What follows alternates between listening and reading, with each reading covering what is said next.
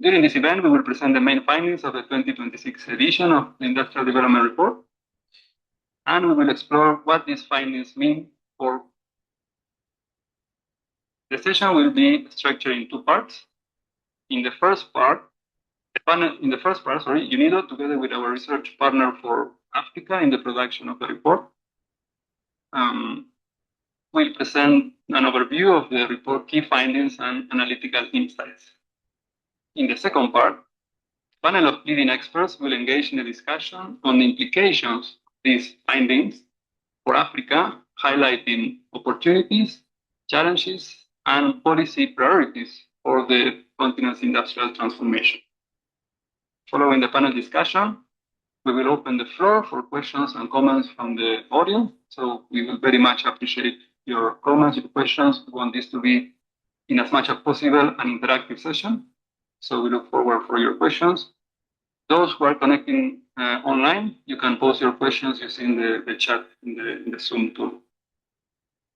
Without further delay, I am pleased to invite our speakers for the opening remarks.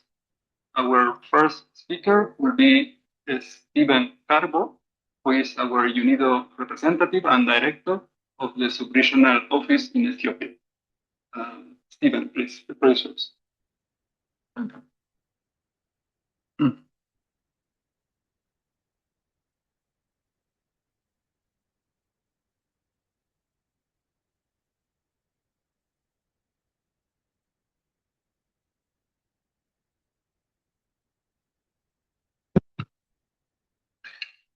I think an easy way to start would just to address you all as excellencies.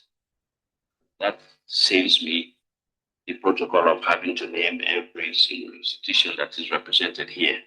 But allow me to say it's a real pleasure to welcome you to this night event, which is titled Industrial Features Transforming Africa for Sustainable Development, jointly organized by UNIDO and the University of Johannesburg within the framework of the 12th session of the Africa Regional Forum on Sustainable Development. This session brings together decision makers, government representatives, international organizations, and private sector actors around a shared conviction, which is that productive transformation is not an option. Rather, it's an urgent necessity for the future of our continent. Today, we have the opportunity to turn our analysis into action and policy dialogue into concrete commitments. We are living through a moment of extraordinary change. Demographic transition and the climate crisis are advancing in parallel with equally transformative forces. The rapid rise of artificial intelligence, for example, and new geopolitical and trade dynamics that are redrawing the global map of competitiveness, offering opportunities, but at the same time also generating pressures in themselves for the entire continent, and I dare say the entire globe. For Africa, these forces take on particular urgency. The continent's working age is projected to rise from 15.6% in working age population. It is today as a proportion of the global total to nearly 25% by 2050.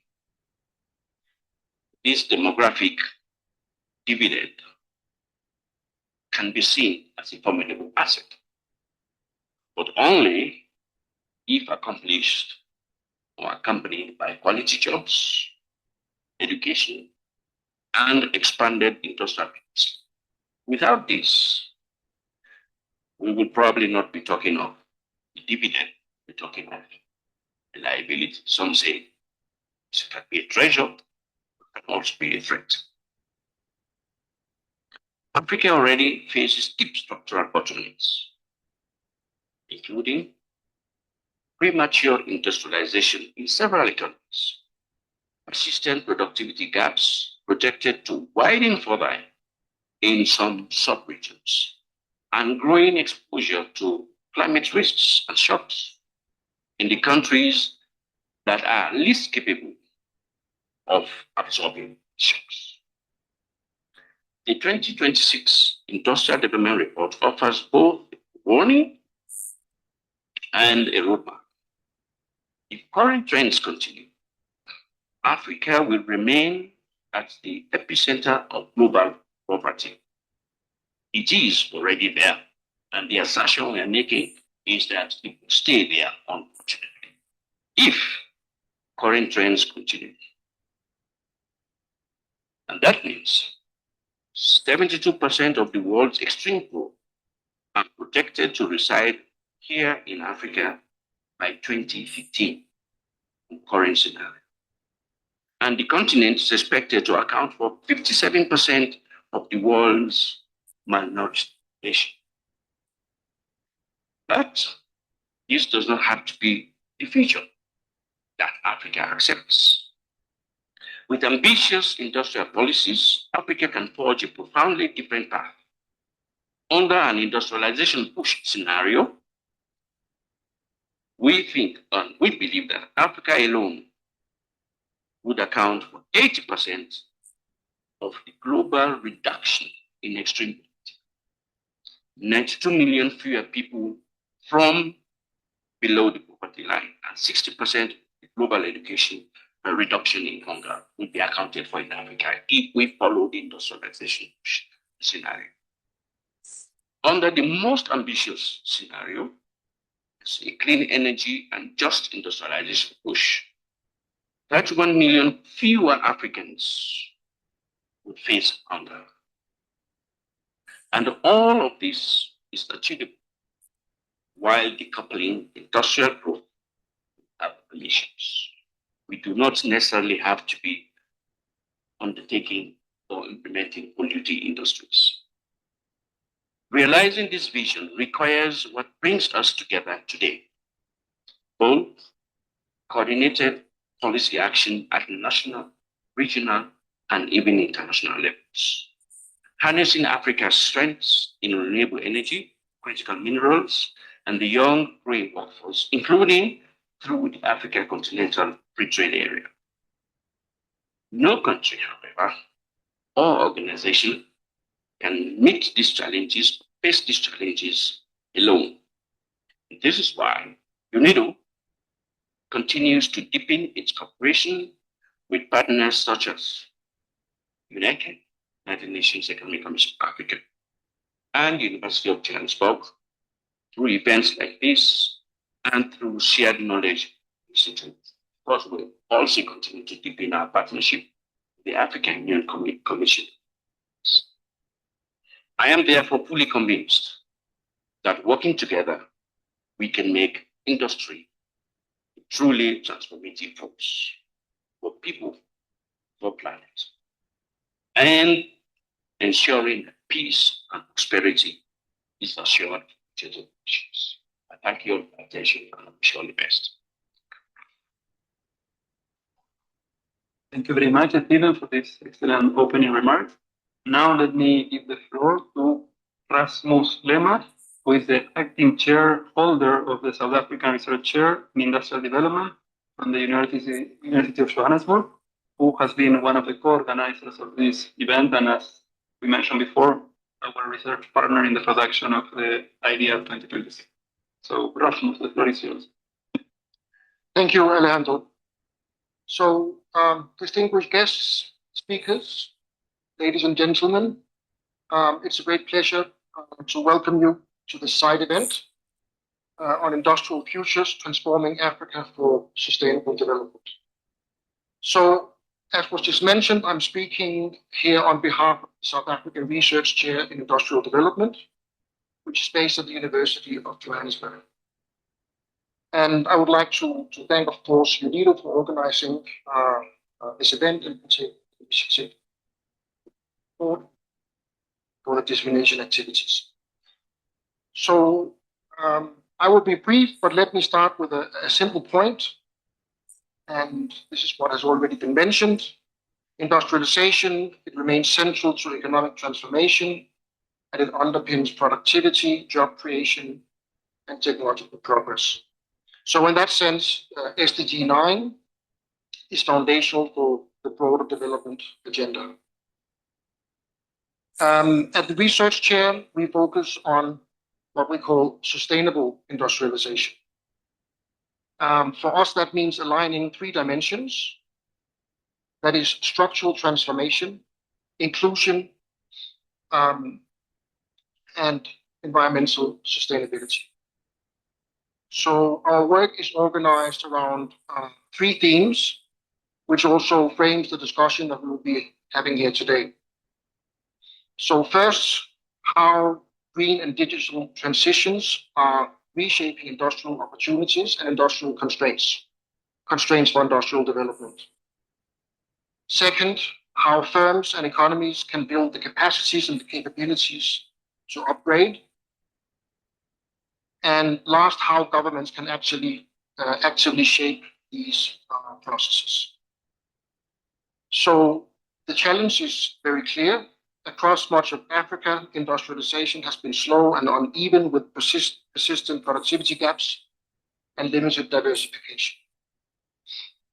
The Industrial Development Report 2026 shows that under the current trajectories, structural transformation will remain limited, but it also shows that this outcome is not inevitable.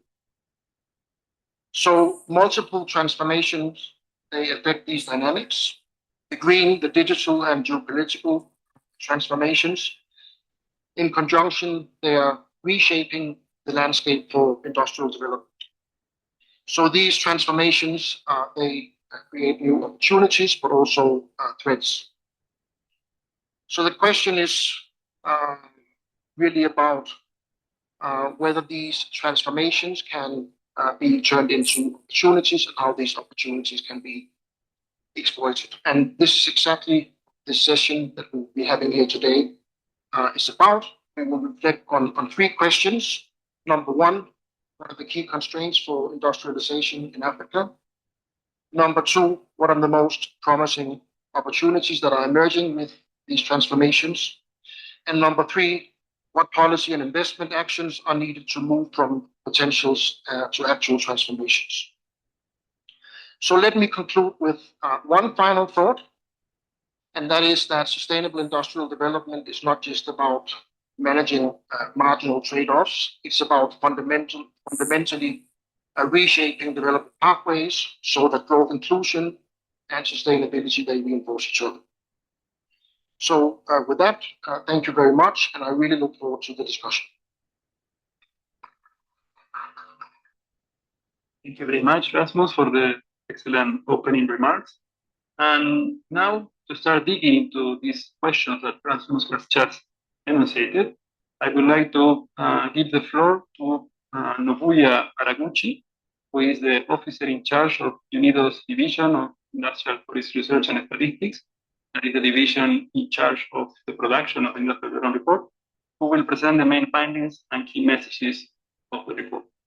So, dear Nobuya, the floor is.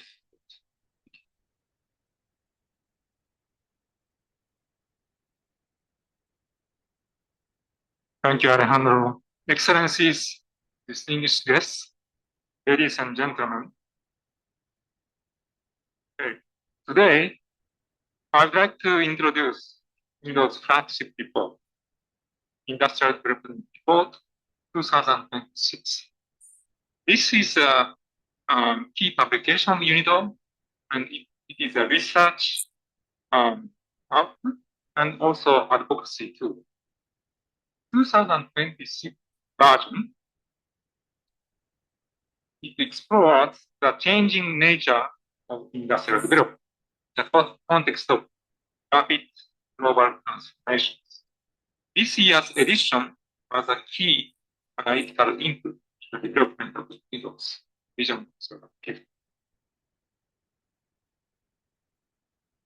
The report production was the result of 2 collaborative process. We have worked with experts, policymakers, academia, and practitioners across the world. And Especially, we have had a close collaboration with leading research institutions in different regions, including University of Johannesburg. Our Vision 2050 makes it clear the current path is unsustainable. If the trend continues until 2050, we have more than 3 billion people in the poverty line and 700 million people stream of these represent 32% and 7% of the population. And we will have 300 million people facing food insecurity and malnutrition. And the temperature will rise by 2.3 degrees above pre-industrial levels, causing more natural disasters and fatalities. These severe impacts will remain vulnerable farms. Most severe social aggravation are expected to remain highly concentrated, especially in low and lower middle farms. 94% extreme poverty to be in low and lower middle farms, and 92% security to be here. And 88% climate-related fatalities to be tackled these days, and vast majority. And solution: stronger industrial ecosystems. Industrialization, the engine of growth. It's not only for growth, it can generate quality employment, and also it can make countries resilient. We have conducted a number of studies. This how industrialization can contribute to socioeconomic development. For example, one job in manufacturing can create more than 2 jobs in other sectors. Manufacturing firms held 60% green patent worldwide. Even though share of manufacturing firms, total number of firms is usually 10 to 30. And countries with higher level of manufacturing activities were more resilient during COVID time, and manufacturing accounts for 53% of global GDP. Also, manufacturing is responsible for 64% growth episodes last 50 years.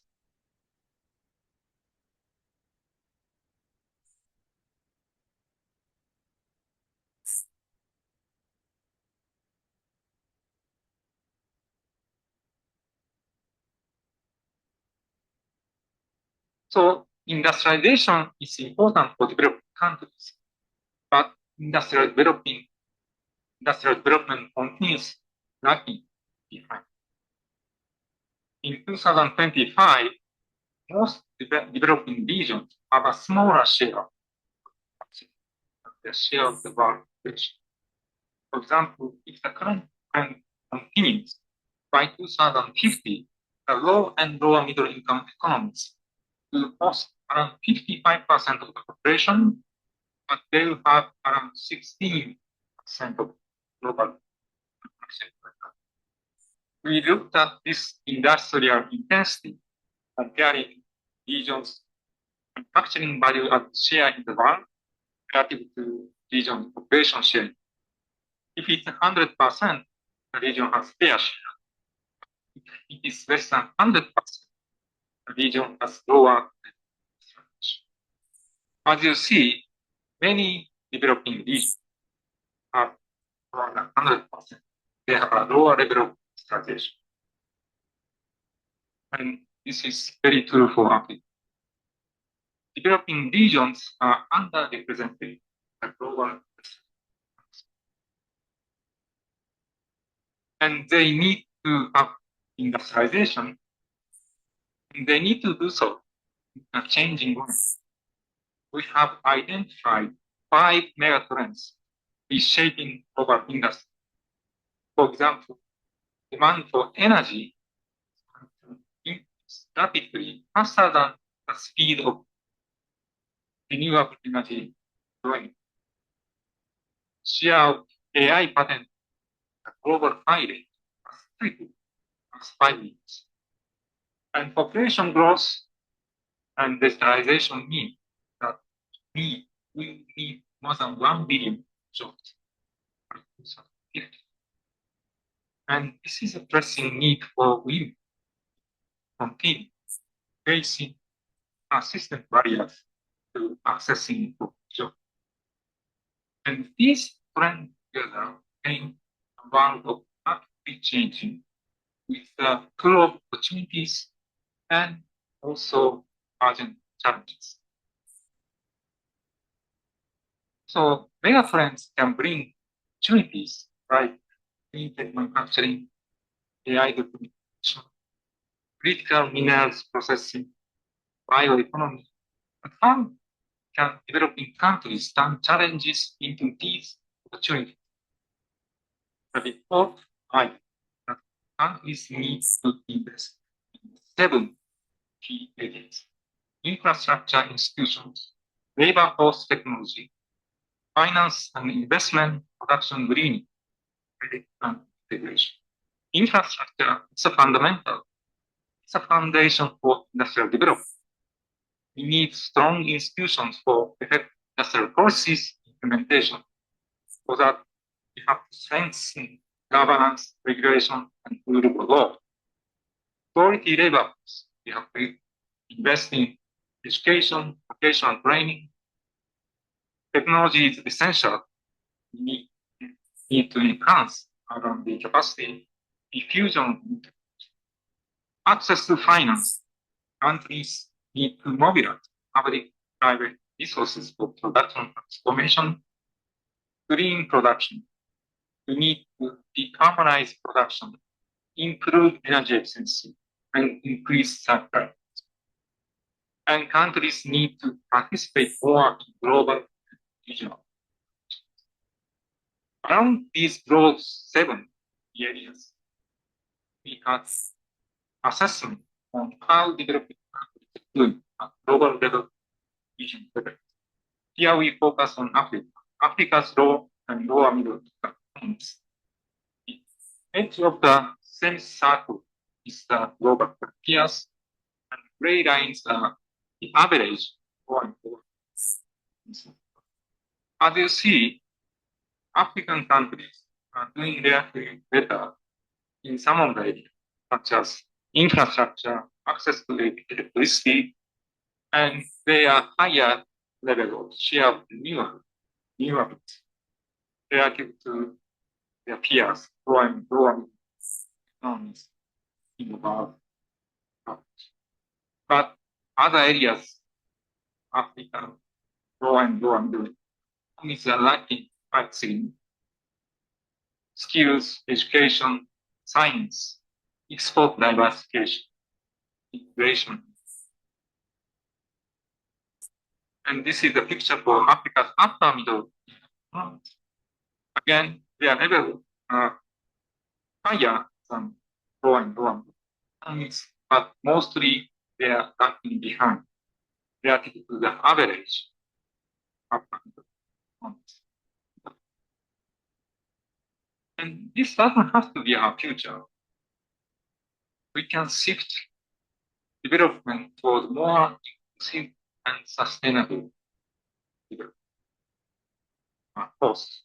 And in order for us to see how this might look like, we conducted scenario analysis.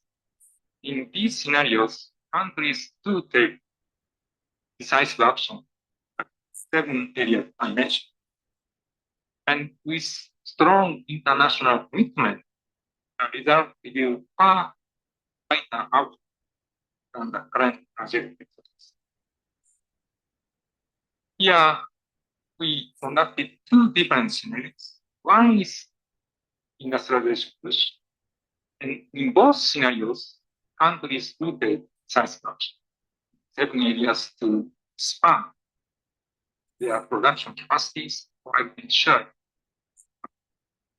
strengthening the surrounding ecosystem, such as science, education, infrastructure, access to finance. But industrialization push scenario stops there. And as for clean energy and just industrialization push scenario takes additional measures to enhance sustainability and also improve social protection. And result is quite clear. Relative to current path, Africa will increase its manufacturing value added per capita by 60%. And benefit will not stop there. Benefit will go beyond industrial development. Higher level of industrializations will translate benefit into greater socio-economic development. And this means that Africa will have a higher, 25% higher GDP per capita.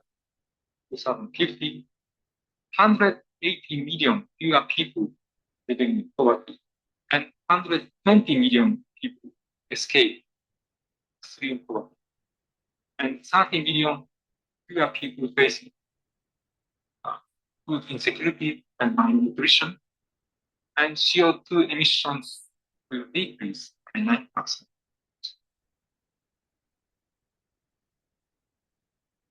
So the industrial development before 2026 sends a clear message. Without decisive action, divides in industrial and environmental performance between the global north and global south will only widen, entrenching existing global need. But clean energy and inclusive industrialization path is possible, and this will bring the brighter future for all. But this does not happen automatically. It requires international commitment and stronger public institutions, and we need strategies that integrate both climate and industrial processes. As we approach 2050,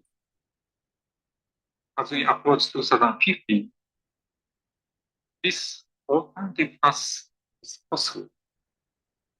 Mega trends we discussed are global phenomena. So the challenges are also global. And the solution must be also. No one country can take the challenges on. We have to work with.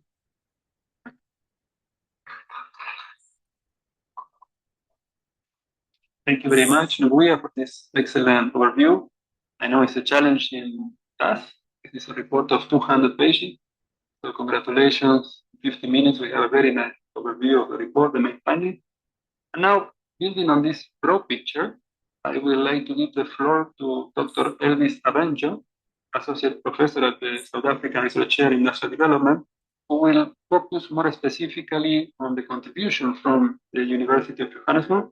He will highlight the main bottlenecks and sectoral opportunities for Africa future industrialization. So, dear Elvis, the floor is yours. Thanks, Alejandro. Good afternoon, Excellencies, colleagues, distinguished guests, and participants. My presentation this afternoon draws on a background report prepared with colleagues at the South African Research Chair in Industrial Development, with colleagues Fiona, Kumzile, Rex, and Rasmus, for the Africa chapter of the IDR 26. With the mega trends reshaping industries, as highlighted by Nobuya, the central question we sought to address is how African countries can navigate their historical but also today's constraints to industrialization, while strategically leveraging emerging opportunities to achieve structural transformation, create decent jobs, but also sustain long-term development.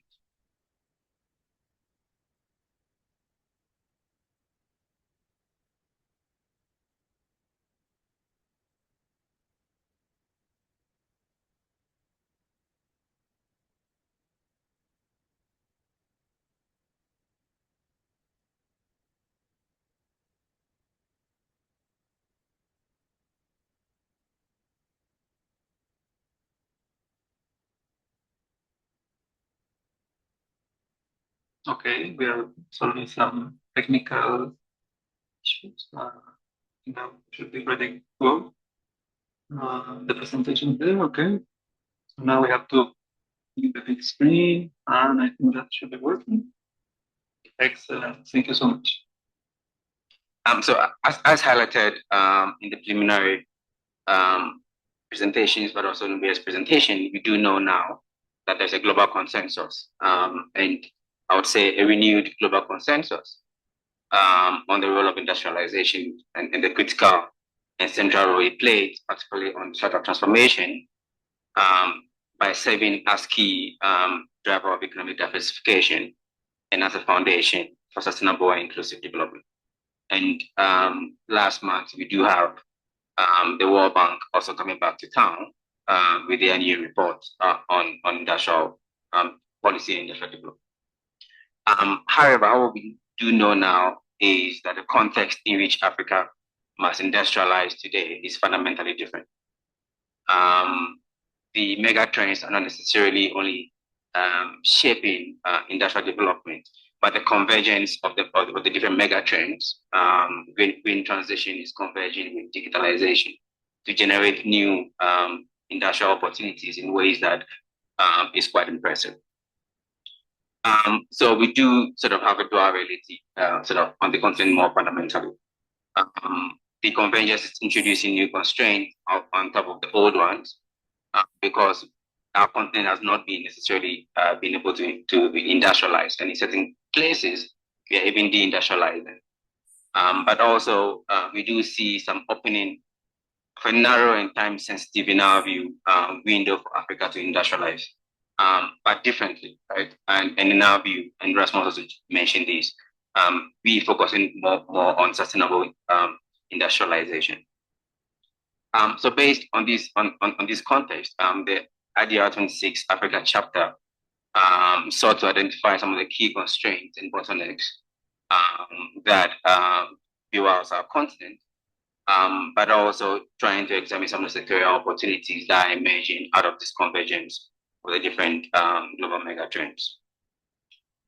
We already see Africa is already showing some early signs of progress, and I'll try to touch on that quickly in the course of my presentation as well.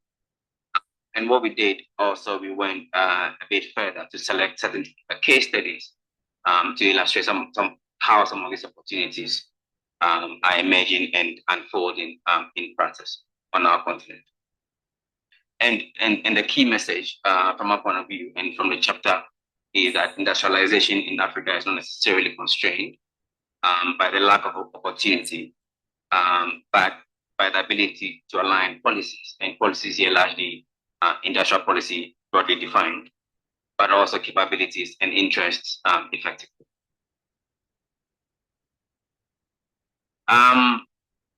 While we do recognize that we have 54 or 55 countries in the continent, and there's a lot of diversity across countries, but also the sectors in which some of these countries sort of specialize in, we did analyze Africa's industrial development constraints using a structured taxonomy that we think better groups some of these bottlenecks into 5 main related categories, each encompassing both some of the structural bottlenecks that we know, which we do also refer to as the traditional ones, which largely refer to historical but today's bottlenecks, but also some of the emerging dimensions that the mega trends are bringing forth. And in the first sort of category we analyzed as part of the chapter is around political economy institutions, and these sort of group of bottlenecks fundamentally relate to the institutional settings in which the economies of the region operate, and some of this also includes some of the historical institutional heritage, particularly, for instance, colonial extractive institutions that are still with us today. We do know that we still practice the pit to port model of mining, which is still something that is quite operational in almost mining countries. The second relates to the productive capabilities and skills, where we do see clearly some of the capabilities and skills are required in the manufacturing sector and related to activities to become a bit more competitive, but also expand our production activities. And then we see these also applying to existing technologies, but also some of the framework conditions that are required for us to take advantage of some of the mega trends. The third bottleneck, group of bottleneck, is around technology infrastructure. And these relates essentially to some of the non-institutional framework conditions in which the economies of Africa operates, including physical, digital, and quality infrastructure, as well as technological ownership and the functioning of national industrial innovation systems. We do know, and we have showed on one of the slides, how R&D investment is quite relatively very low on the continent, and R&D investment forms sort of a bit more fundamental basis for innovation, for instance. The fourth relates to bottlenecks that are related to demand factors. And we do see that most of African economies are made up of very small domestic markets with very low purchasing power, but also population that is often skewed, but also with sometimes very high inequality. We do know the issues with our regional integration, where we do see very weak intra-Africa trade, but also a very weak inter-regional integration. And then, of course, there are questions also around how we do see now African countries, though they are integrated into global value chains, we are weakly integrated, and we are the lower ends of some of these value chains. And lastly, the categories that relate to the access to finance for expanding industrial capacities and the nature and direction of public-private, but also foreign investment in the economies of the region. And we do know now that there's been a lot of discussions around how we need to restructure the global financial architecture process. And I think that we think that this also relates to some of these questions. And the dimensions, as I've already mentioned, looks at some of the structural constraints in ways that considers some of the historical aspects, but also some of the some of the constraints that the countries face, but also some of the emerging constraints that are coming up. And for Africa to fully leverage the transformative potential of industrialization, we made a point in the report that it needs to address some of the structural and emerging bottlenecks. These bottlenecks, the way we think about them, we think about them being deeply interconnected. We do know that big institutions could limit the effectiveness of infrastructure investment, for instance. We do know skills gaps, green skills, digital skills could limit the returns on tech upgrading. We do know some of the financial constraints limit how much firms invest, but also how much firms are investing in order to innovate. Right? So what we emphasize is that what is required is a coordinated system-wide policy approach that also came up in the previous discussions. And in terms of the sectorial opportunities, we do see some credible pathways for industrial expansion and development on the continent. And there's a lot of talk around the green transition and opportunities around electric mobility. Textiles are also coming up now, beneficiation of green minerals, but also manufacturing of some of the mining equipment that are used in the exploration, but also mining of some of these green minerals. And then, of course, we do know that there's a lot of demand. There's a global demand towards the shift of some of these minerals, of which Africa does have a lot of endowments in. But we do see that we need to be able to benefit from some of this endowment. We need to shift from raw materials, from the pit to port model towards value addition, but also processing and manufacturing. And also, we do know issues around the reconfiguration of global value chains, and how we need to diversify our import sources, but also creating new strategic opportunities for Africa. And we do see some of these, some key countries that could serve as hubs in driving some of these sectorial opportunities. And we think that the key point here in particular is around how the continent already has some entry points into some of these sectors. But the policy challenge in our view is to scale, upgrade, but also capture value within some of these sectors. We briefly highlight some of these sectoral opportunities in three illustrative cases. I'll be quite brief. We do know e-mobility in Kenya is increasingly becoming a thing because the country is also becoming increasingly a hub for two and three wheelers, largely driven by domestic demand, but also some policy innovations. We do see that there are certain key constraints. That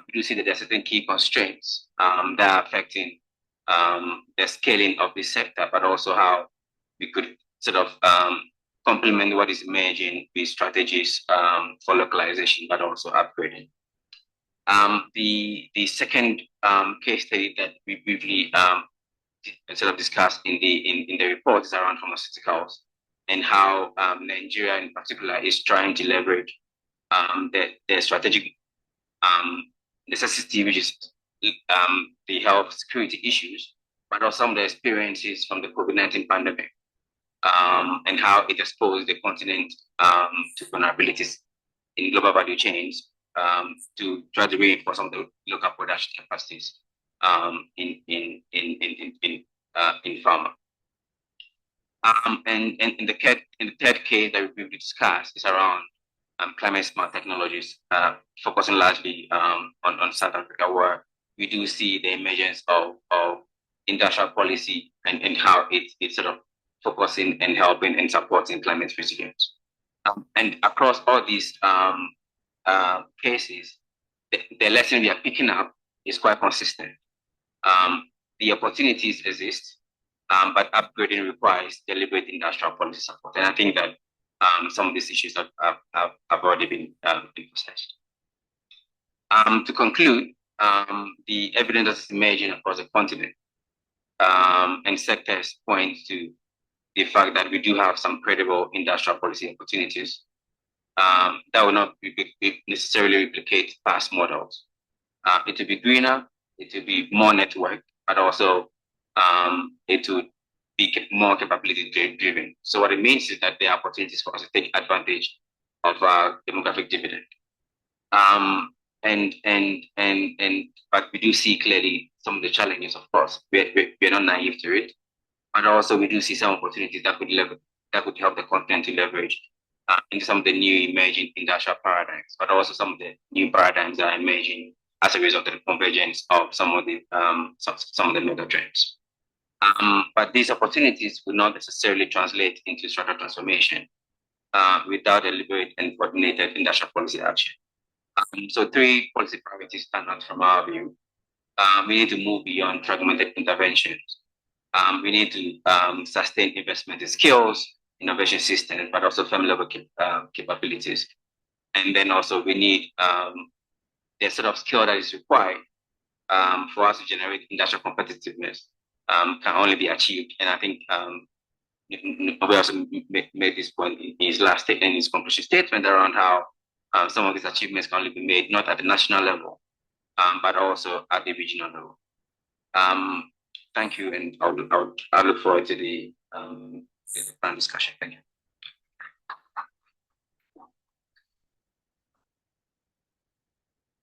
Thank you so much, Elvis, for the excellent summary. And again, congratulations for summarizing all the input the university has produced for the report in 15 minutes. So very much appreciated.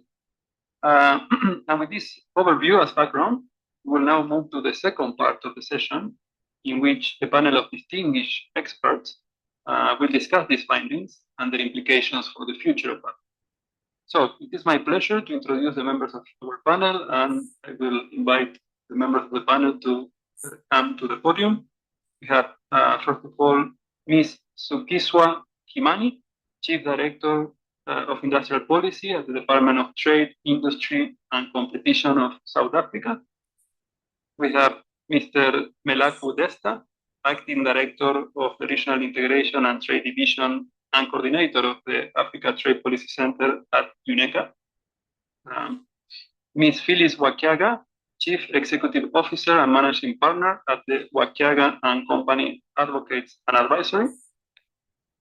And Ms. Deborah Natushuna, Innovation Specialist at the UNDP Regional Service Center for Africa. So maybe a round of applause for our distinguished experts. Thank you so much for coming.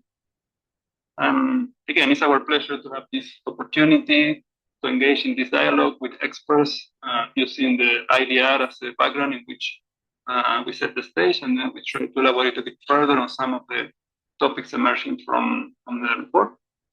And I will start the panel discussion by posing the first question to Ms. Kimani.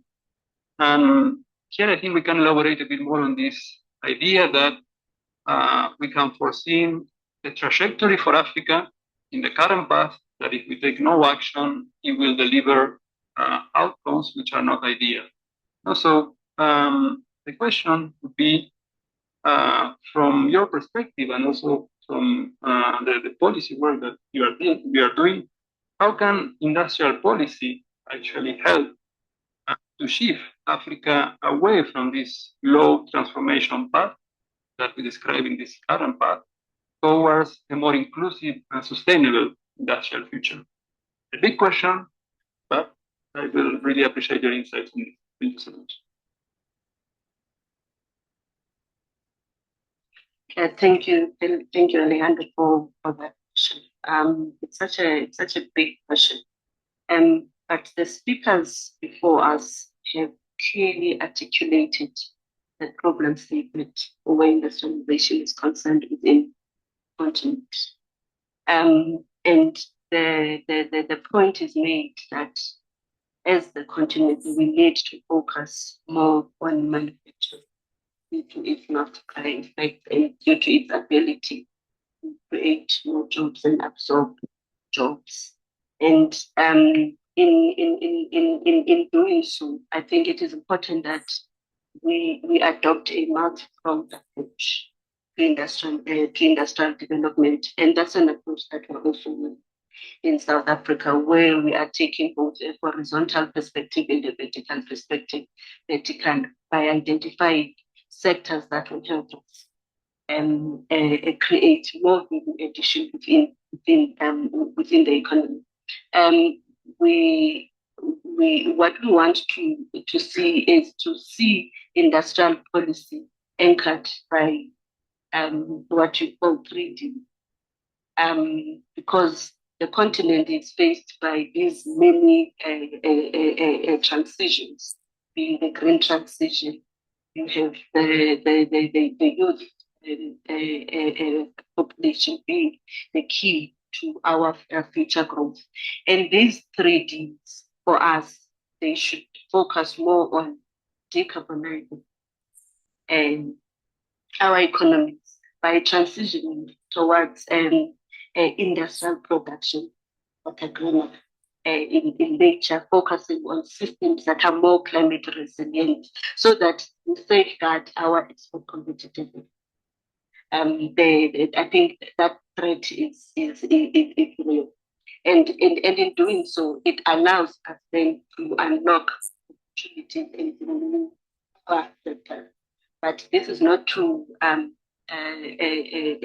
desert the traditional sectors that are the backbone of our economy, but we continue retaining the capabilities that we built there. The second is around diversification.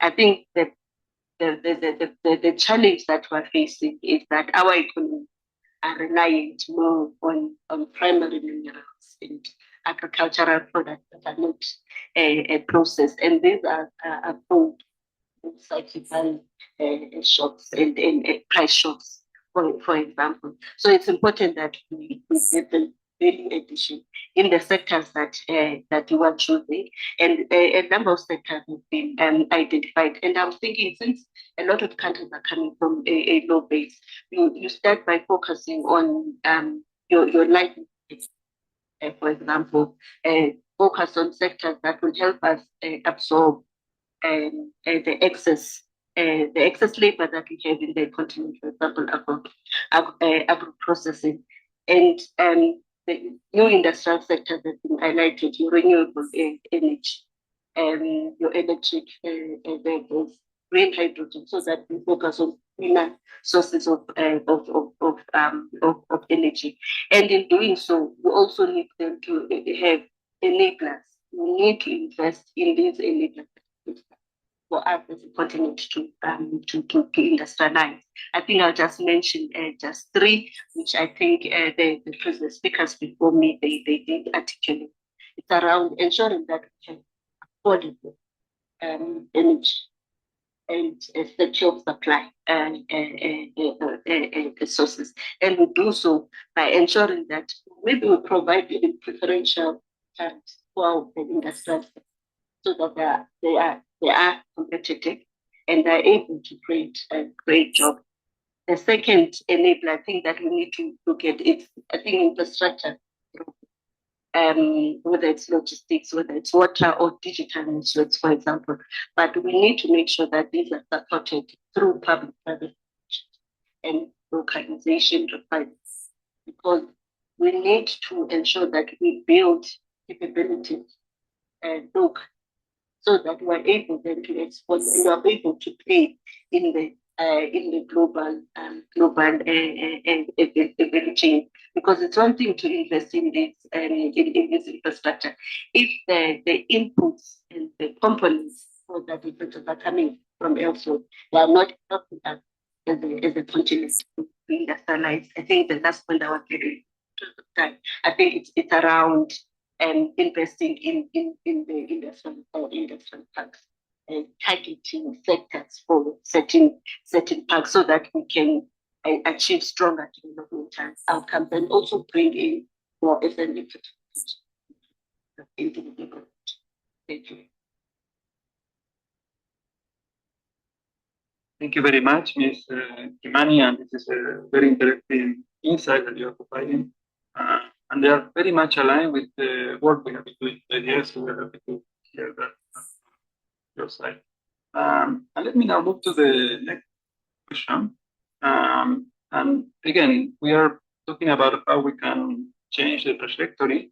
And the point that both Nobuya and Elvis highlighted is that the outcomes of Africa will remain limited unless trade integration translates into deeper structural change. And for this, I would like to make a question for Mr. Desta, which is the following. When we talk about regional integration in Africa, for sure we're thinking about the Africa Continental Free Trade Area. And then the question is how this Africa Continental Free Trade Area can go beyond just opening markets to help build regional value chains that can drive industrial upgrading and productivity gains in Africa. Again, difficult question, I know, but would like to know your insights. Thank you. Thank you very much, Chair. Thank you, organizers, for the invitation. I'm happy to be here. So this is a big question indeed. It is one question which we are spending our time right now, precisely for the reasons that you mentioned. Because yes, CFTA at the name it's a free trader. But you cannot trade equivalent goods. As my fellow panelists just indicated, most of us are stuck at most live in the value chain process of the commodities. And if we're producing the same commodities, you cannot be trading with each other. It's only when we start adding value that opportunities arise. So we understand. The good thing is, I think your question is very valid. The good thing is, one of the driving factors behind the FCFTA from the beginning, as someone who was part of the negotiation process the drafting process of the agreement, I can give you a kind of testimony that improving, supporting, promoting industrialization was one of the driving factors behind the negotiation of the FCA. If you just go to the agreement, the African Continental Free Trade Agreement, you will see, of course, the first one that you see is, yes, the objective is to create a single market for goods and services. That's true. But then you go into the list, you will see, and if you allow me to quote just one line, which I wrote it down just for information, Article 3, paragraph G of the agreement says the following. One of the objectives of the FCFTA is to promote industrial development through diversification and regional value chain development, agricultural development, and food safety. So this is not something that is an afterthought for the FCFTA. It's one of the original raison d'etre for its existence. That I think is an important point. So we talk about FCFTA implementation and opening markets. You cannot be implementing the FCFTA and opening markets without actually creating the conditions for the development of regional value chains. Why do we not have this productive integration on the continent? Why are we talking, as was ably presented by the colleagues earlier, why do we have this low level of industrialization, of connectivity between different countries right now? It's already in your report, already in the presentation. Small markets, look at the type of infrastructure that we inherited from colonialism. There is a mining of the plantation area here, it just goes straight to the exit point.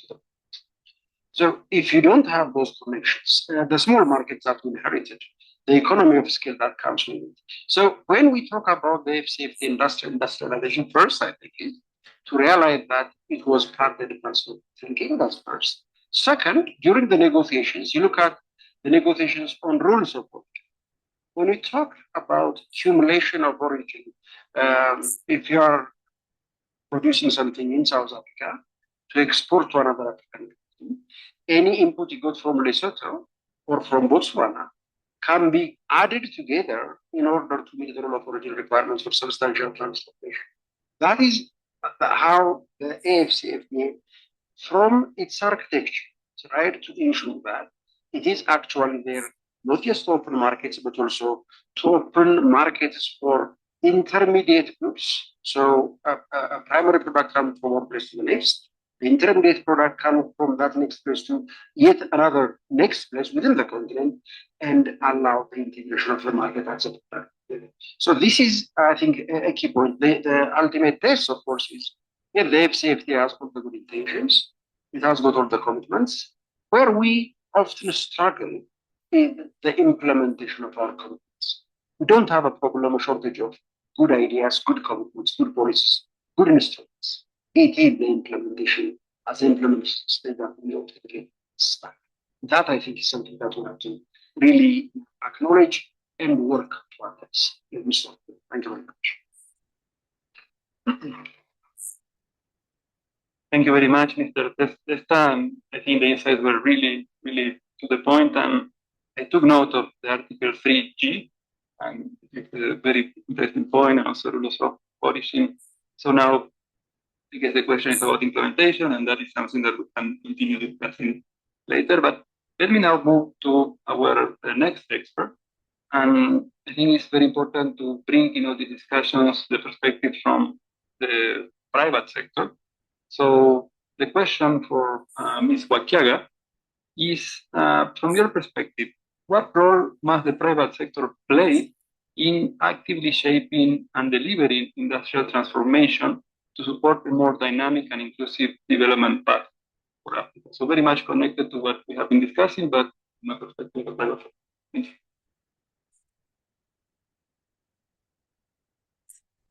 Is that on now? Oh, it is. Thank you.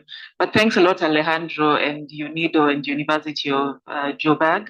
I think we need to give them a round of applause. No one did that. So thank you so much for the timely report, and we're really grateful to have participated in the process.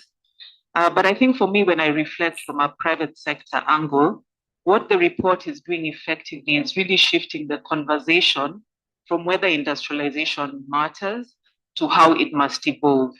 And it's clear that we're talking about future-ready industrialization, where we are looking at productivity, green, digitally enabled, and how we integrate into regional value chains and global value chains, as has been said by the other panelists. But I think what stood out for me that ties to the conversation on private sector is the emphasis on ecosystems, because it's clear that industrialization is not going to be about isolated actions or farms, but more about coordination. And that's coordination both across private sector and government. And the report also very well identified 3 gaps, which I think private sector can take a lead on filling, which is the industrial intensity gap, the productivity gap, and the environmental efficiency gap.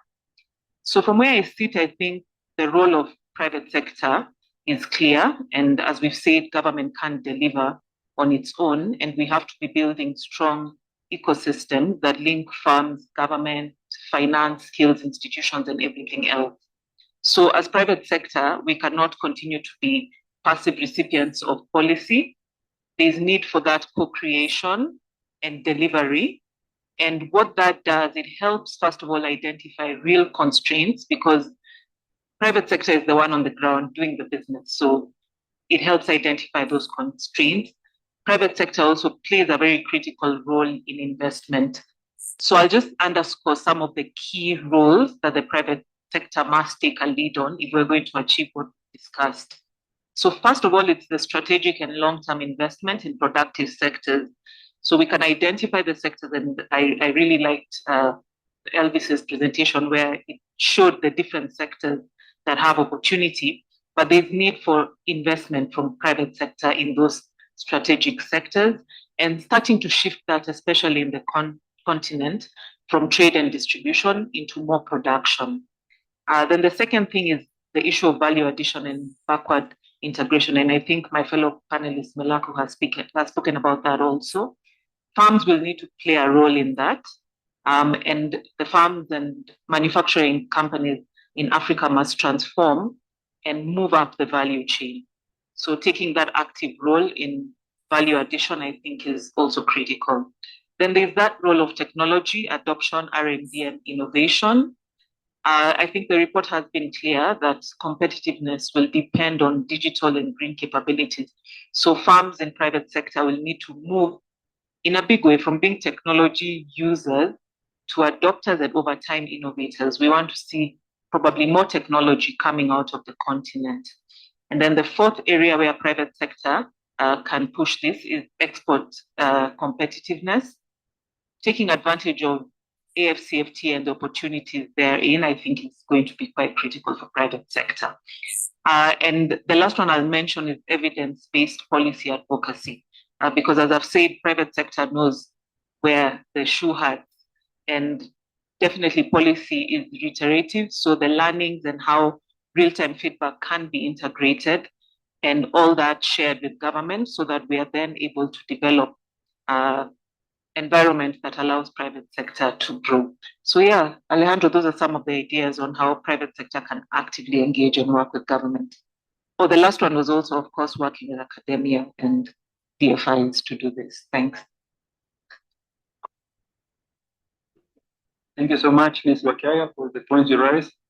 And I will pick on 2 of them that you mentioned. The first one is about the importance of having an ecosystem perspective. And the second one was about the importance of innovation, and in particular, how we can move from technology users to developers of technology. And in this context, I would like to move to the next question, in this case for Ms. Nagarjuna, which is the following. I mean, we know that you have been working on these topics in the context of Africa. So based on your experience with innovation ecosystems across Africa, what key institutional changes are most urgently needed to ensure that these elements that are so crucial in the process, experimentation, learning, and innovation, become a core part of industrial policy and practice, rather than remaining always in the sideline? So, Ms. Natatuna, the floor is yours. Thank you very much, Alejandra. And I want to also appreciate the organizers for inviting us to be part of this important discussion.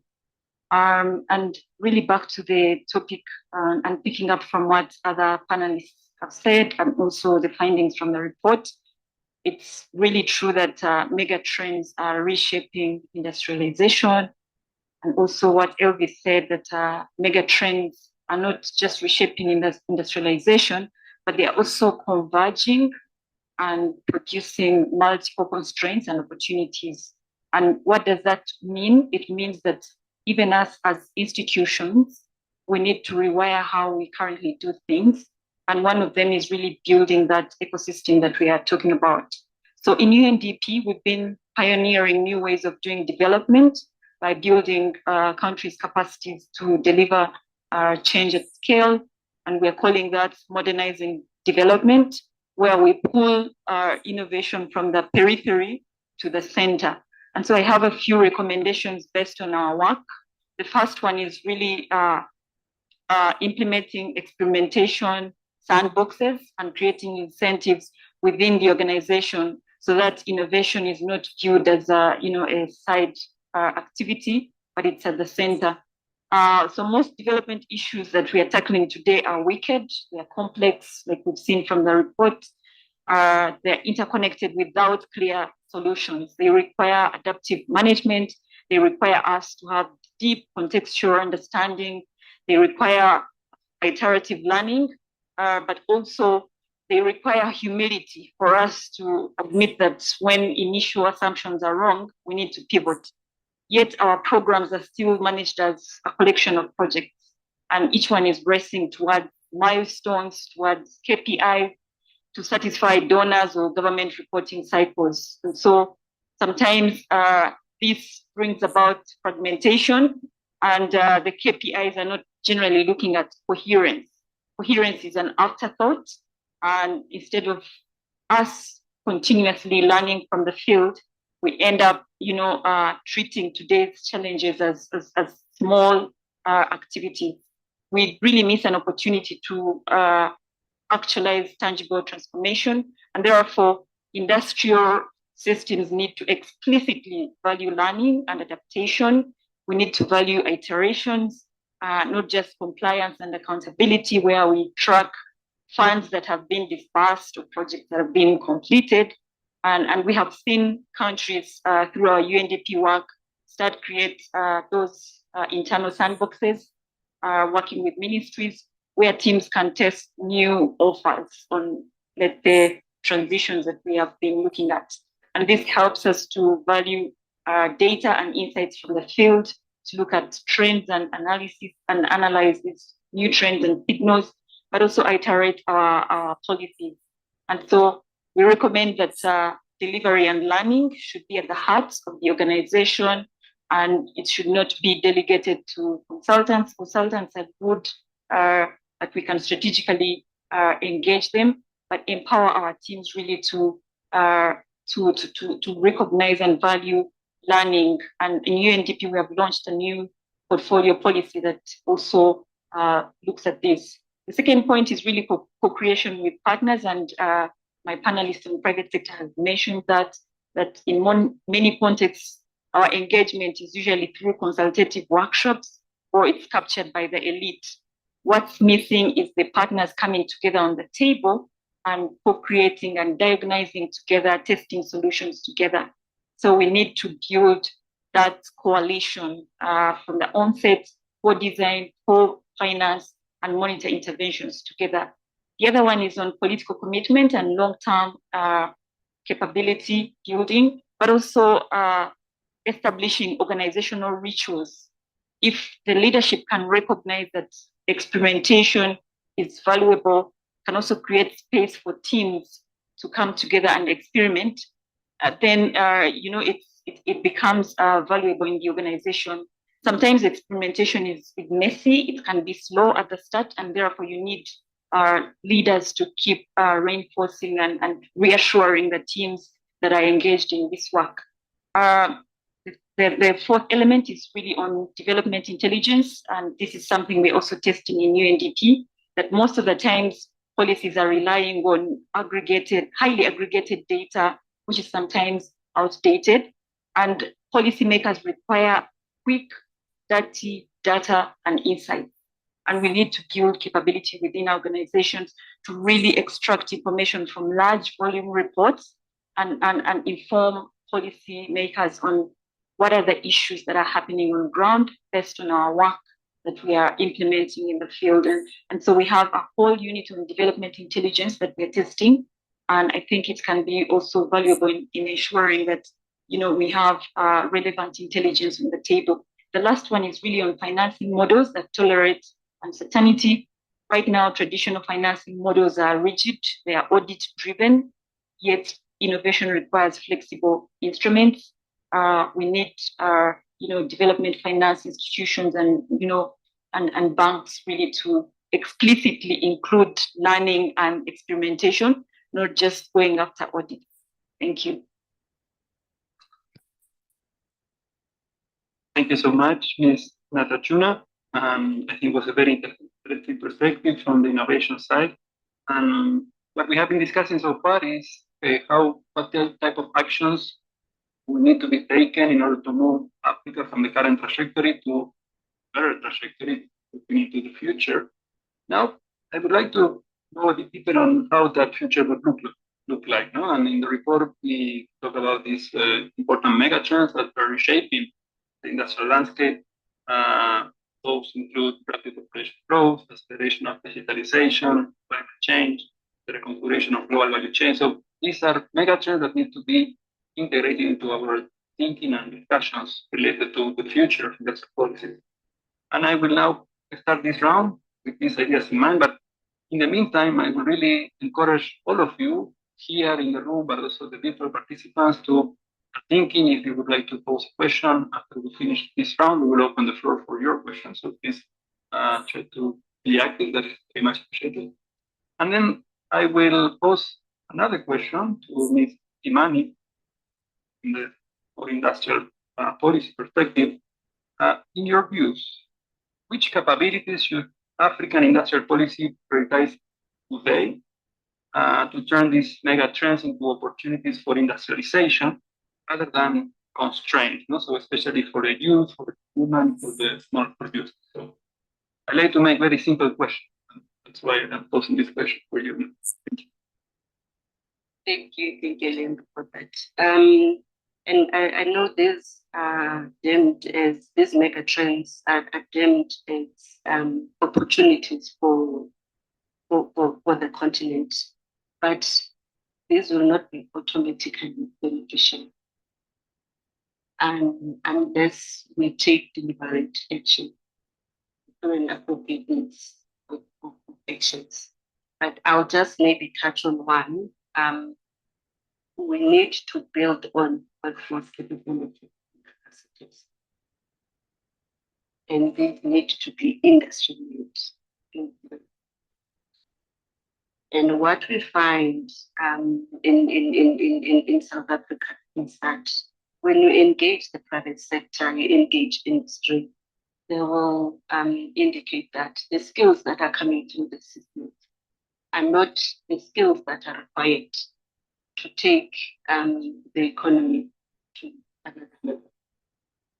So it's important that I think as a continent, you start by building your workforce. And I would like to specifically mention the tooling and dye. This is the foundation of any manufacturer. You need to be able to have the tools to manufacture the machinery that are required in manufacture. And we start that. We invest, I think, heavily in that. Even in South Africa, with the program, where it started, it's government, it has partnered with the private sector, and it has also partnered with the TV. And the private sector has contributed towards the curricular development for the TVET, the vocational training that is there. And those students are even taken through the instant training. So they get to have the practical experience of a manufacturing of manufacture. So that's so that your technical and vocational training are key. And then maybe linked to that, we also need to focus on digital literacy, just your basic digital literacy, before you can even talk about investing in digital infrastructure. Basic use of digital equipment is important. And the second point I think I want to raise is around firm level industrial. It's also a skill that is important. And through the use of big shared in infrastructure, and it is an opportunity then to bring in your small medium enterprise, because they tend to be left out in our bid to industrialize our economies. You find that your bigger players are the ones that are basically benefiting from all the industrial and initiatives that we have. Well, then it allows them to be able to be put into those supply chains, especially of your bigger players. So I think those are the two that I just want to highlight for now. I have four, I don't know. I'm worried about that. Thank you. I think let's keep it with these two, which were already very insightful and interesting, and we might come back to these two actually questions, and then we can get deeper into the two. I am curious, but I know we have a strict time here. So let me then move to the next question, and this will be for Mr. Desta. And again, in the context of the megatrends, and now we have been discussing on these megatrends related to demographic transition. I'd like to move a bit more to megatrends related to the reconfiguration of global value chain, and also the growing global uncertainty that we are facing, and we probably will continue to face in the future, which is likely to bring both risk and opportunities for us. So my question would be, based on your experience, especially in trade governance and regional cooperation that you have mentioned before, what key institutional and policy capabilities does Africa need to build now to build actually resilient regional industrial systems that will be better prepared for this future, which is more and more uncertain? Thank you very much, Alejandro. I think it is a nice continuation of the question that was earlier. Because earlier I concluded by saying, yes, industrialization is not an afterthought, it's part of the future, but then implementation matters. And I think these institutions in the challenge that we have always in the continent is, I think, exactly at the institution. We have had, over the years, we have had the experience, the expertise of course to learn from other regions and everything in terms of developing pathways for the continent. And the problem there is when it comes to converting our commitments into actual day-to-day operational administrative practices at the country, that's something where we struggle. If we commit, sometimes if you are cynical, you end up asking, are our countries really serious enough in order to be able to? Seriousness of course. But you can tell on the FCFD, for example, if they are serious at the highest level, they are doctoral instruments. The political commitment, you can see it is still there. Within a short span of time, virtually all, except one African countries have signed it. Nearly all, except 5, have ratified. That's a huge achievement. Not only that, we have gone to the next level and said, look, we cannot leave the FCFD implementation process to business as usual. A summit level decision was taken encouraging countries to produce, to prepare implementation strategies. Right now, I'm happy to report to you, with ECA support alone, 44 African countries have developed AFCFTA implementation strategies. You add the support from UNDP, from other partners, about 50 countries today have AFCFTA implementation strategies. 5 regional economic communities have regional strategies. So we are all going in the right direction. And why is that? Because one of the key questions, key components of your question is about building resilience. We have other shocks. COVID was, just look at the timing of COVID. In 2018, we adopted the FCFTA agreement. In May 2019, the FCFTA agreement came into force. Immediately, it was followed by COVID.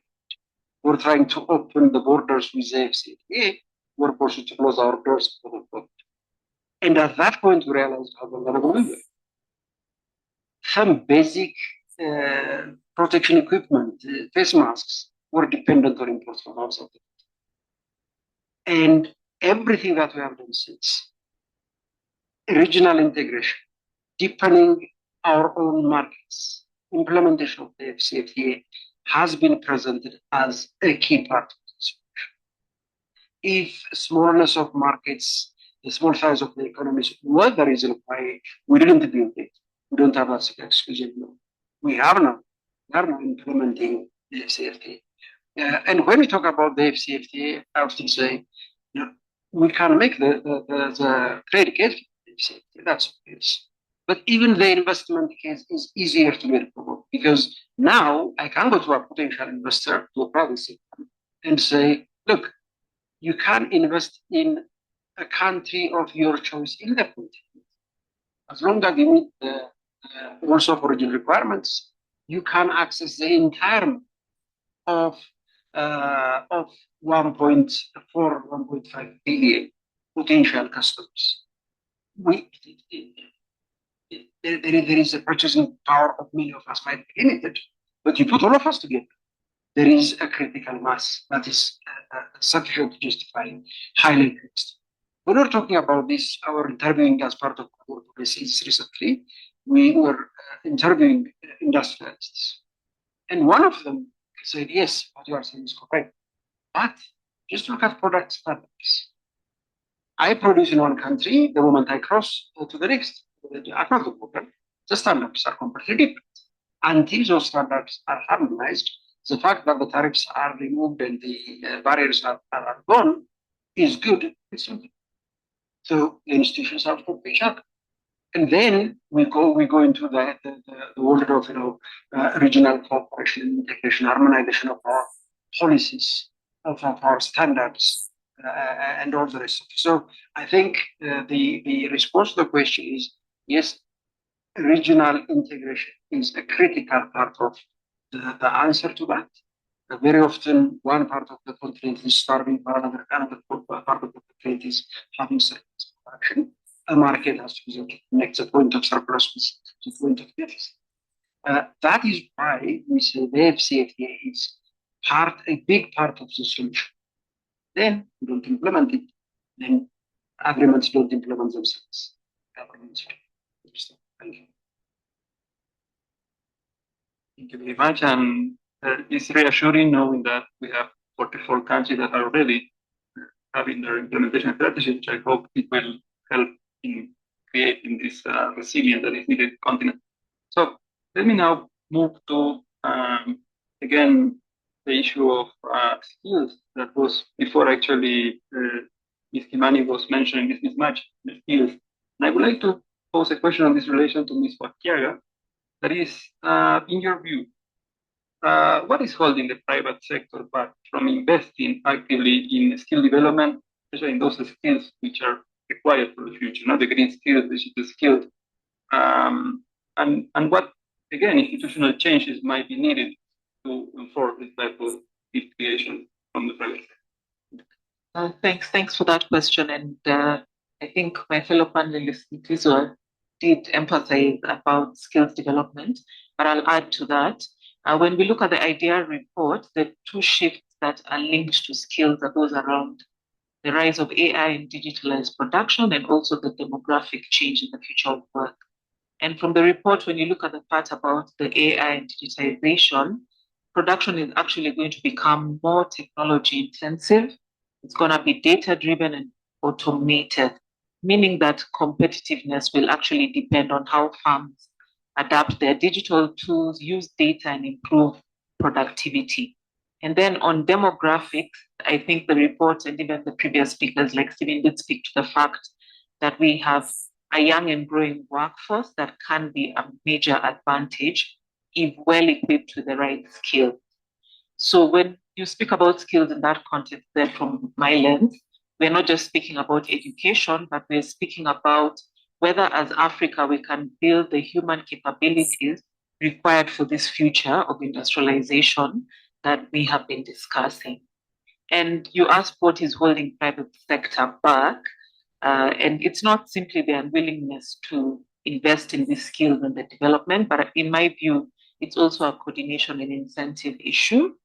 In many cases, you find that firms are not sufficiently involved in curriculum design. In a number of cases, I know Zukiswa gave a very good example of collaboration, like with Tibet and industry in some cases. But also we find that public training systems sometimes are slow to adapt. So you'll find the curricula is maybe 10 years behind the reality sometimes in industry. There's also the issue of incentives for companies to invest in training. Those still remain weak in a number of countries. And that's a challenge because skills development is costly. And in some cases, firms hold back because they fear that they may train and people move to the next firm. And I've had that a lot in a number of countries where they feel like we will train people and our competitors will poach them. Then the other area then is also the limited coordination between industry, academia, and government. And in my view, skills development and formation should not just sit in education policy, but be a central part of industrial policy. So as we move forward, I think the response has to be institutional. So it's the work around having in place the sector skills council so that we are learning from industry, involving industry in curricular development, sharing training facilities, having apprenticeship programs that ensure that people are getting hands-on experience, strengthening those partnerships like my colleague spoke about between TVET and industries, and also working on incentives. So Alejandro, those are my views about this. Thank you so much, and thanks also for bringing into the table very concrete actions that can be taken. I think it is fundamental. And just now to close on this topic, I would like to pose a last question, and this is for Ms. Nagarjuna, also related to the demographic transition and the impact that this might have in Africa and what we were discussing before. So my question to you would be, in your view, how can Africa's industrial strategies empower better the young people? Also, they are not just workers, but also active drivers of innovation and industrial development. Yeah, thank you very much. And just building on what the other panelists have said. So right now, when it comes to youth as active agents shaping innovation and, productivity, it looks like there is an ambition. We come to conferences and we say we want to engage youth, but the action on the ground is still wanting. And so within UNDP, we have also been, interrogating youth engagement, youth empowerment, and it feels like youth engagement right now is still reactive. And so through our findings and consultation, we found that youth are really actually a demographic force. They are system builders indeed. They have proven their worth. And what remains are a few things that I can highlight. The first one is really for us to rewire institutions to ensure that they institutionalize youth voice, so that youth engagement is not just symbolic participation. It means that we embed youth intelligence into our everyday industrial operations, into policies, into services, rather than just reacting to the realities on ground when the youth protest or anything. Youth are like moving targets. They are just targeted for specific events, but governments and industries can create structured roles for youth in boards, in the sandboxes and experimentation units that we've talked about, so that participation is really at the front line in decision-making process and is not just symbolic. The second point I can highlight is really shifting power dynamics and mindset, social norms to build youth agency. We see that transformation needs to extend beyond policy reform to actual visible transfer of power and agency, and even shift the narrative from viewing youth as a burden or a bulge, but seeing and sometimes seeing them as a threat, but really seeing them as an innovation dividend and dynamic workforce. If youth are seen as a pressure to manage, then it means that our policies are really looking at containment. But we need to see them as a source of renewal. They can contribute to our GDP. They can participate in activities of paying debt, national debt, and also we need to unlock their agency right from the urban circles to the rural circles. The last point I can highlight is really on expanding opportunities. Speakers have talked about digital skills, even just basic digital skills.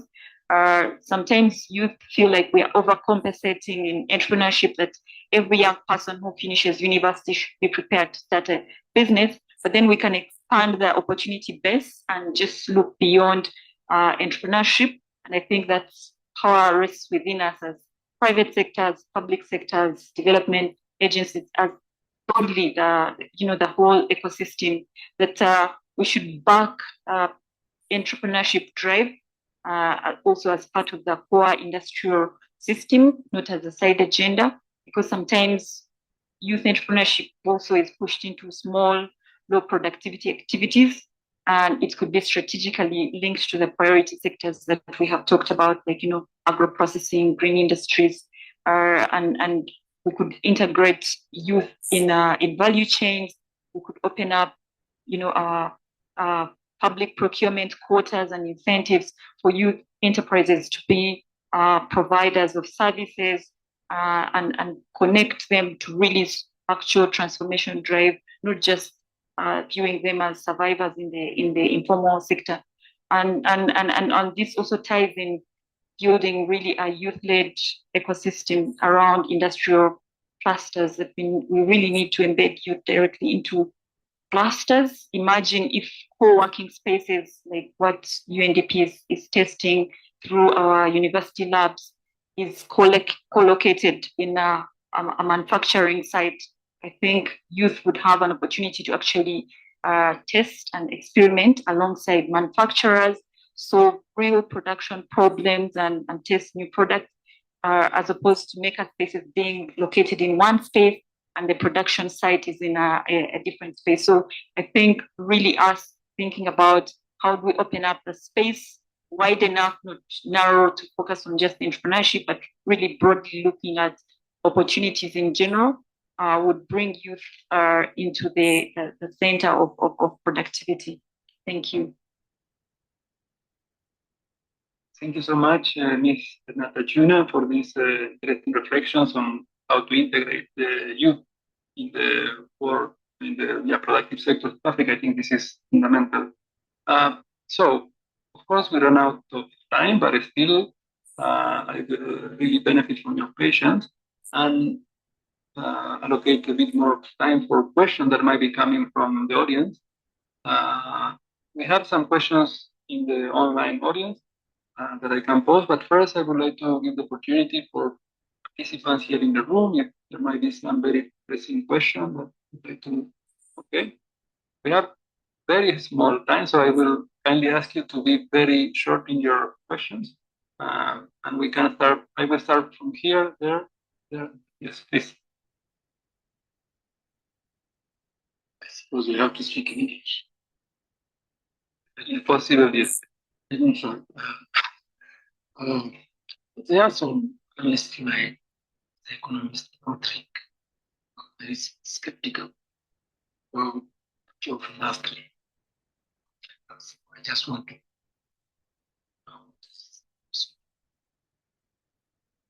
me, I am very optimistic.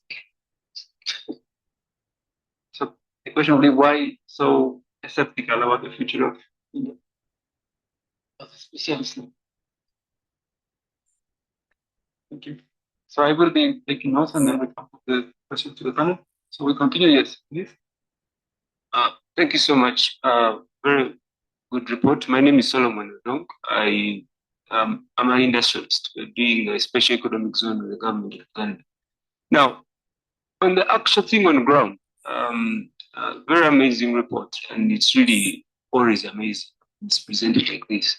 But my question to the UNIDO, especially, how are you going to work with the governments, different governments, to implement some of the key recommendations in that report? Because for us who are on ground, these are the challenges we face. I think you must be aware of what's happening between Uganda and Kenya. You can take our milk, issues to do with eggs. So how do you need to, and my suggestion, especially to entities like UNIDO or the development partners, to concentrate a lot more on the coordination of the ecosystem players to make it easier for us at the private sector, the industries, to now go down into the actual aspect than focusing on also doing almost similar things, because you don't have much of the capacity compared to the private sector, because we have a selfish reason for that profit. So how can you work more on the coordination on that level? Thank you. Thank you so much. I have one question there. Yes. Thank you very much. My name is Jimson Bufi, chair of the Advisory Council of the African Alliance. I have two quick observations. One comment, two comments, and one question. The question is to Ms. Tikura. You did mention that critical responsibility, I hope I got it right, that critical responsibility should not be given to consultants. Rather, staff should train to learn and to drive those projects. Isn't that not why there are a series of failures in industrial projects implementation in Africa? If you take Nigeria, for example, the massive Ajaputa scheme is a failure. The first government of Nigeria payment system is a failure, until the second one led by consultants. And then even the government's refineries all failed. So only the one of the Dangote is succeeding now, private sector. So that is the question. Then two comments. The reports given were very great, excellent reports. Can we have this report in our mails, if possible? And the second comment is on governance. Governance has been a major challenge, to be frank. And I had recommended sandboxes at the regional, sub-regional, and the national level. That's very good.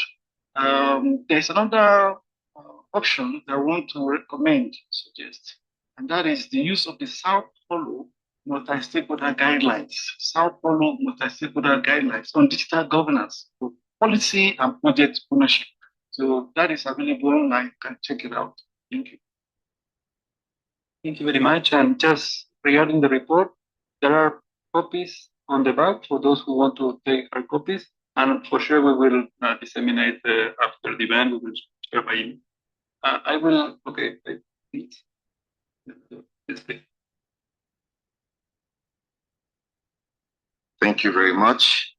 I want to congratulate the panel. I think you did a great job giving us background on what happened in the sectors. I want to go back to the academics and some of the issues that showed first. I have two questions. Number one is, it has been proven through history that no single country has developed based on clean energy. Take all the countries in Europe, China, United States, South America, none of them based the strategic industrial policy on green energy.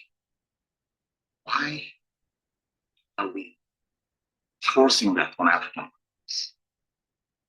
Green energy does not produce enough output just to launch basic industrial base. So please tell me why. I wish I can speak in French, but I'm trying my best in English. The second thing has to do with regional integration. We talked about a policy that has to be done, industrial policy that has to be done within regions. I'm yet to hear from this group what strategic industrial integration they have put in place in regard to the actual regional integration that exists within Africa, the ECOWAS, West Africa, East African space, and Central African space. We know that there is redundancy in the economic system in most of African countries. So without any strategic, coherent industrial policies, you'll end up with some form of cannibalizations of industry or unfair competitiveness between the countries, and we'll find ourselves at where we started. The third question has to do with the type of industry we're talking about here. Are we still talking about transformation of coffee? Or are we talking about industry that will produce tools? Or are we talking about industry that will produce the chemical that we need for our farming, the SIM card that we need for our technologies, the new technology? Do we have any strategic thoughts in this space? I have a few more questions, but I think I'm going to stop here. I wish I spoke in French, but I think my question's been understood. If not, I can. Thank you. No, I think the questions were very well understood, and thanks for posing these questions. We are taking notes of all the questions.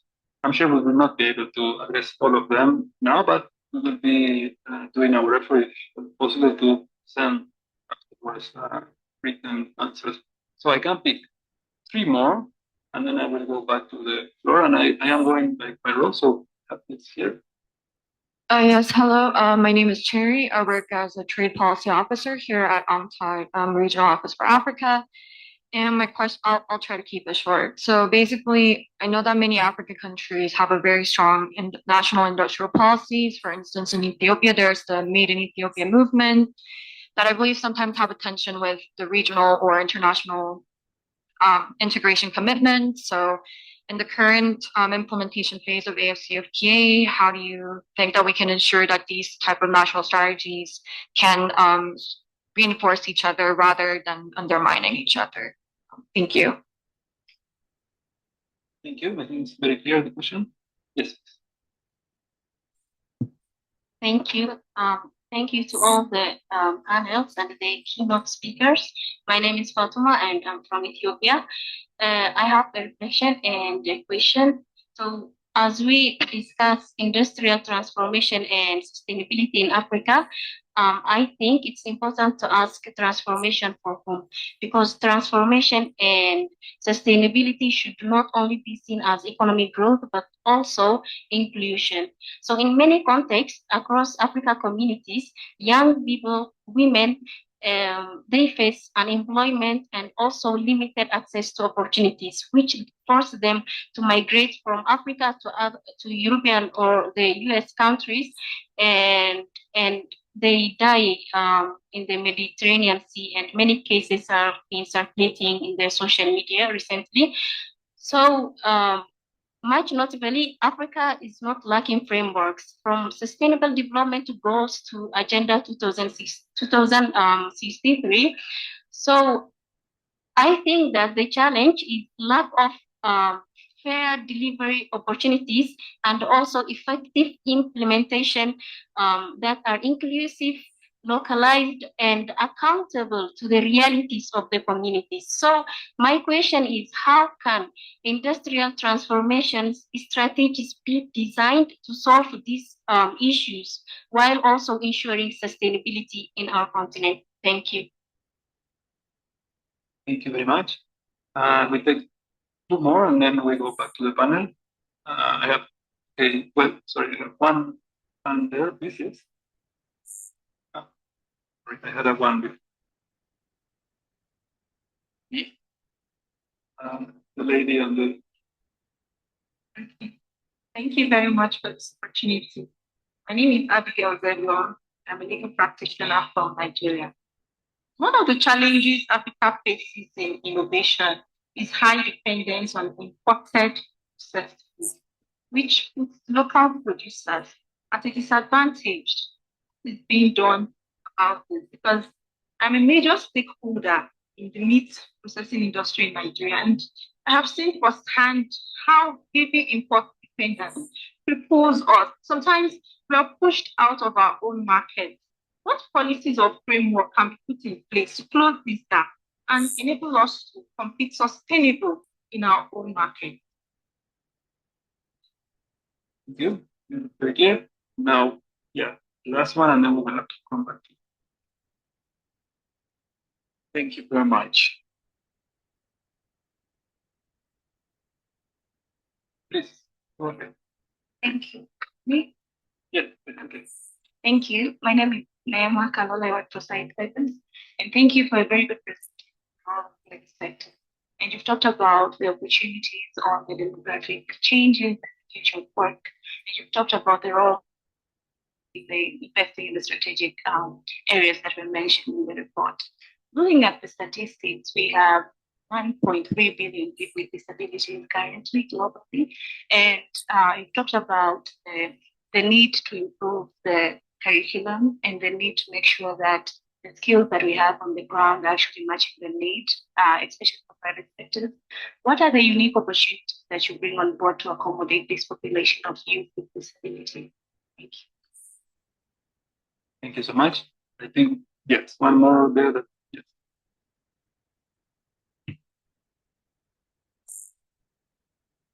Thank you. Good afternoon. My name is Omomi from Nigeria, so I'm a legal practitioner and humanitarian. I run an NGO. I don't know if this is in line with what we've been discussing all morning, but this is why I'm here. What category are we putting the vulnerable and the marginalized in society? In our sustainable developmental goals, how do we launch them back into the society with an enabling policies? Because I've been dealing with some cases in the last few weeks of some repatriated ex-commercial sex workers, and in trying to empower them, raise funds for them, and give them skills acquisition, it's not been easy. And that is why I'm actually here today. I want to know what policy we have in place, to give them back a life and to launch them back into society. Thank you. Thank you so much. And unfortunately, we don't have more time for taking questions. Now is the time to start trying to address some of the questions. I have 9 in my list, but I will invite our esteemed experts and speaker to speak on those questions that you think you might have good insight. We do a round, and then we will have to close the session. But of course, those questions we have not been addressed, we will try to address by email. Thank you so much. So I will begin the start from left to right. So Ms. Kiman. Thank you. And thank you to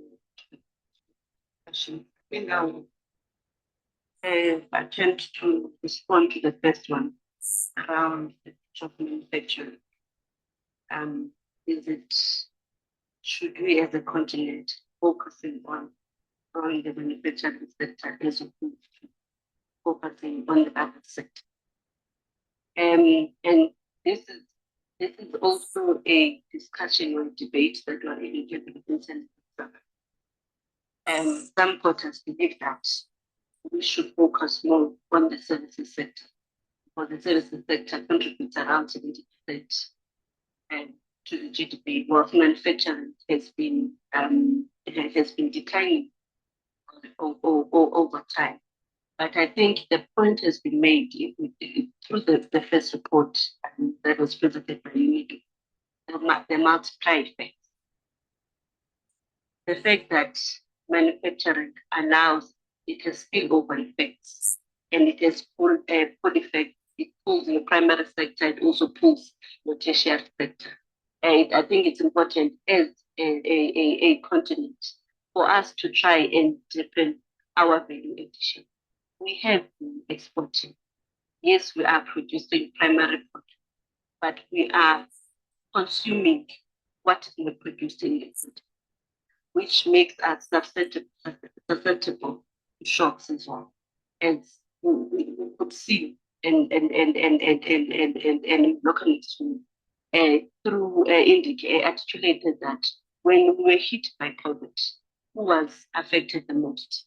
It was us as a continent, because we're not producing the PPEs that were required. We're not even producing the vaccines that we used for to try and treat COVID. I think for us it's important that we build those industrial capabilities, and building industrial capabilities, and then it will force us to focus on manufacturing, and I find that services sector, and I know we're told you must focus on tourism. Yes, tourism is good, but when airports are closed, where are we going to get the tourists? So I think a balanced approach, for me, it's not an either or. It is important that we build our industrial capabilities by deepening value addition, and by building on the sectors that we currently have, beneficially what we have within the continent across the various that's my response on the first one. And there was another question that was posed around, but I think it was posed to academics around renewable energy. But I think what is important for this one, I don't think it's an either or. It is important that we have an energy that will help us to drive sustainable industrial development. And what you see, even with our integrated resource plans, they look at the different sources of energy, not just renewable energy. That you're raising a valid point, that you always need the base load, which comes from your fossil fuel. So gas has a role to play, nuclear energy has a role to play, fossil fuels have a role to play, including renewable energy. And I think what is important is to also focus on your energy efficiency, because we have sectors that are hard to. But it's important that we bring in more renewable energy to try and reduce carbon emissions in sectors, because there is a risk, especially for carbon intensive exports. If we want to export to the rest of the world. Thank you so much. And let me then now move to Mr. Vesta. Again, thank you very much. And thank the member of the questions of minutes. I'm trying to speak pure. My fellow panelist, Mrs. Kimani, I think, very, very strong point on number one. It's always hard to disagree with someone as great as Daniel. It's like I disagree with him. Fortunately, I have read books that find should possibly point. And then I also ended up saying that he is strongly discouraging us from all the the industrialization route. But even there, I think it's quite clear. So recognize that and different countries follow different particular policies for different reasons. So I think to that extent, I wouldn't take it as a complete admonishment manufacturing or industrialization as such, but a very careful, balanced kind of argument to say, look, don't try to emulate what the Asians need. The export led development model, robotization of manufacturing, has made it hard many of us to compete with the hardship there. And I think I wouldn't go beyond. On the environmental issue, I would say yes, I agree. Researchers here, but we really have an option right now. You look at, for example, the kind of trade restrictions that are imposed against us on the basis of restrictions, the carbon border adjustment mechanism, the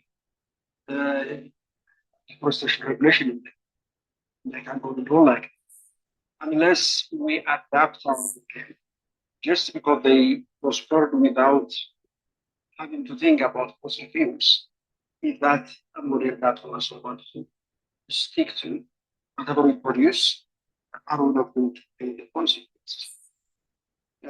One question that attracts me to the trade is also attracts me by trading. How to ensure imported processed food is killing our local foods? What do we do with it? Hope if you are also practicing lawyer, I hope you are practicing the right kind of people this. Corporate remedies. So we have the laws. The challenge, as I said earlier, is we have both laws. We are from Nigeria.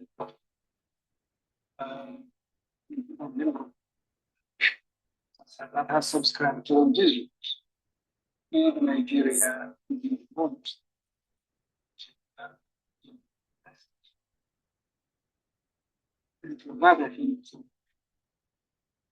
Then making the tools exist. If they have the force of as far as riding out of investing, the tools. How many capable of people that we have right with this teaching back? So I think it goes back to that question. Institutions and another question that came back of the concerning the proceedings. There's a danger. We talk about that.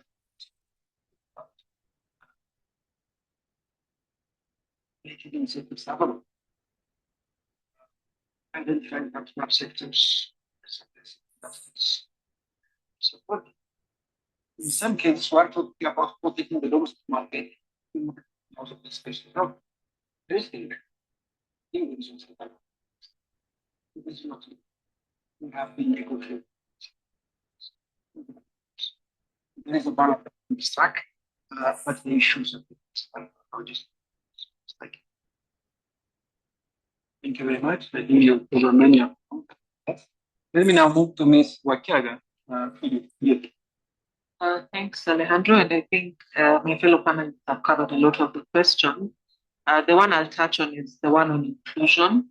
And that question was both from a gender perspective, but also from the perspective of persons living with disabilities. And I want to agree with the people who asked the question that we can't be discussing the future of industry if we're also not focusing on the issues of inclusion. So even for industrial policy, for private sector, ensuring that we are working with whether it's women, youth, the persons with disabilities in implementing or designing industrial policy is critical.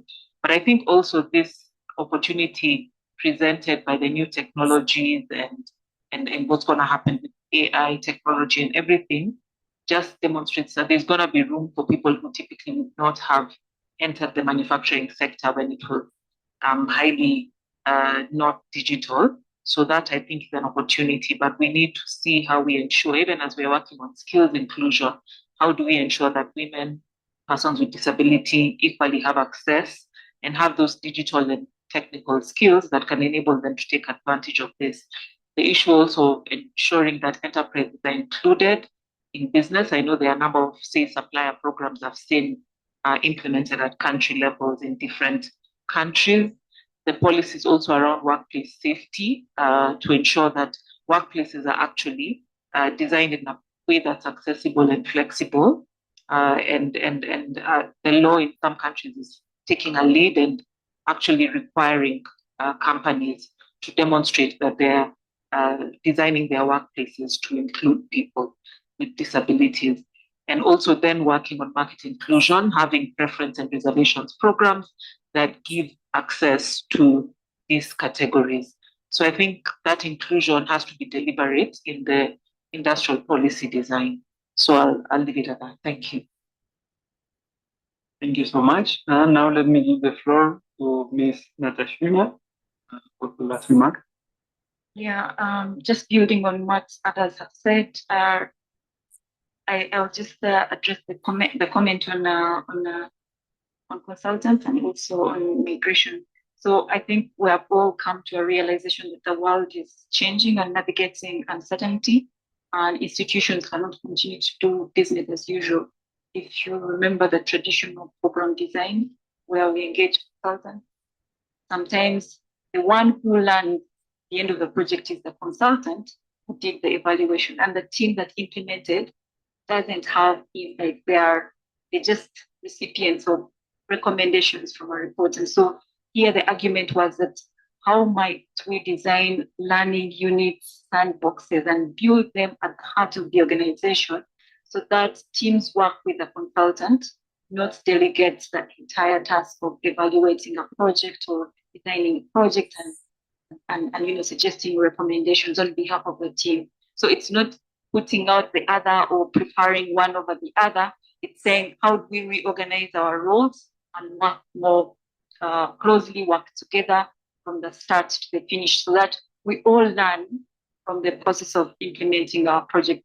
And then the other insights I wanted to share, or just a nugget on migration, that, I think migration is not even just out of the continent. We've seen also rural urban migration, and yet young people could stay in rural areas and serve their communities if we had industries functioning at the grassroots as well. And for me, my point, I think, is really about as we go through this whole phase of change, for countries to also identify their growth sectors, like what is our superpower as Ethiopia, or what's our superpower as Uganda, as Kenya. Look for those growth sectors, because I think everything is not homogeneous. We can't all go after coffee. There's a strength in each country.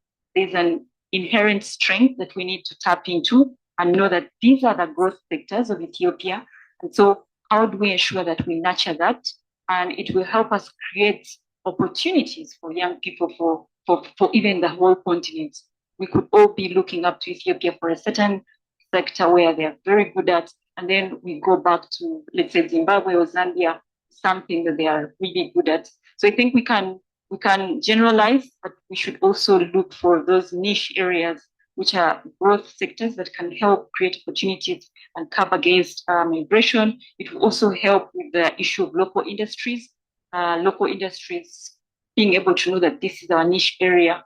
And so, we're not competing against the external inputs that come in and compete with local industries. Thank you. Thank you very much, Ms. Natashina, for your remarks. And unfortunately, we run out of time, so we have to conclude the event today. And now, I hope you have enjoyed. But first, before concluding, I would like to ask for a round of applause for our panelists and speakers. Thank you so much. It was a very interesting discussion. We also want to thank to the organizers at UNIDO for giving us this opportunity. And last but not least, I would like to inform you that, as I mentioned before, for those who are here in the room, there are copies of the overview of the report there that you can take. And you can also explore the report through the online tool that we have created at unido.org/IDR/IDR 2026. So we hope that you can read and go through the report. And we also hope that you can join to other events in the conference. Thank you so much for. Thank you.